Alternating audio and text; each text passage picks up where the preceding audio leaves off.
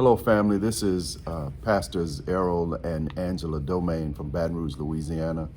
And with all that's happening in our country today, with the pandemic, and of course with the protest and not riots, the protest all over our country, we thought it would be prudent and wise for us to make some sort of statement, to add our voices to the collective voices of wisdom that are happening today.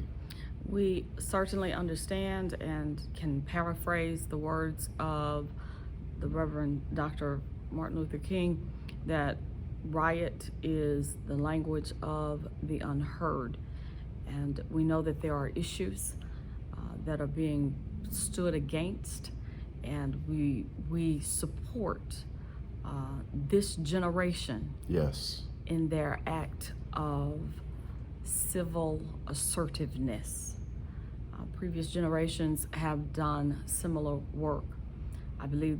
We believe that every generation gets us closer and closer to the ideal that we claim and that we hope to achieve one day. We want to be certain to clarify that we understand we are not disturbed about property. We are not disturbed by the loss of property in comparison with the loss of life. That's right. This is the time to stand, take a voice, and assert our rights.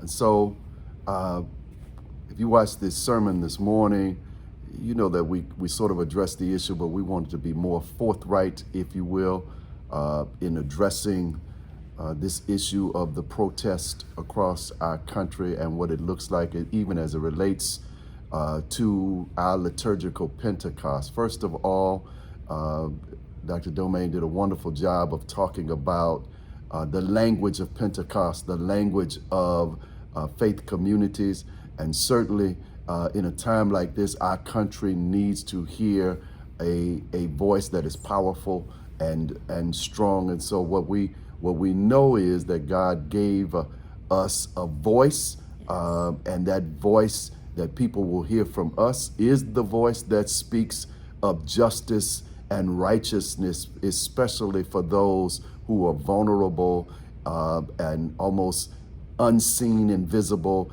or perhaps even pushed to the margins or marginalized. And when we look at the events, and it's not just recent events, this is not a recent occurrence. What is happening now is nothing new.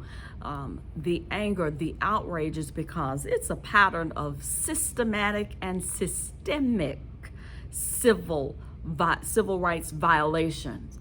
And we acknowledge that.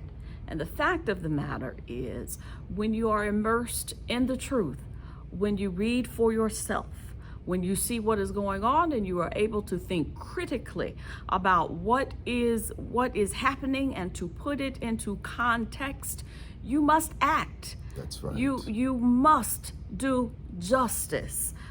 It's a requirement for us as Christians. This is part of our calling. We must do righteous, and we have to walk where God walked. That's exactly right. And so what does that look like? Walking where God walks. I would say in the first instance, it takes all of us. Nobody can sit this one out. Right. One of my favorite lines from one of my favorite hip hop groups says, "Move as a team, never move alone." And so moving forward, after the protest, after we put the signs up, after the marching has stopped, what does this look like? Well, I would suggest to you that it's going to take all of us. In the first instance, it will take the fearlessness and the boldness of those who are unafraid to take it to the streets. Now we have to take it to the boardrooms, and now we have to take it to the lab, if you will. We need those who ain't scared of nobody or no thing. Secondly, it will take the thought and innovation of those who are in that pattern to create and to implement strategy for us. We can no longer have everybody working their own agendas. Right. We have to come together with the same strategy and the same voice. It will take the policymakers, the legislators, and the lawyers, so that not only are we building for ourselves, but we are also correcting. We are also correcting this jacked up system that they are calling a democracy. And lastly, it will take the moral and spiritual authority of the faith community, more specifically of the Black faith community. The church now has to do more than have church. We have to stand on those things and act out those things that we know are right.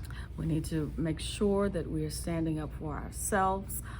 We need to make sure that we are educating ourselves and our children. Yes.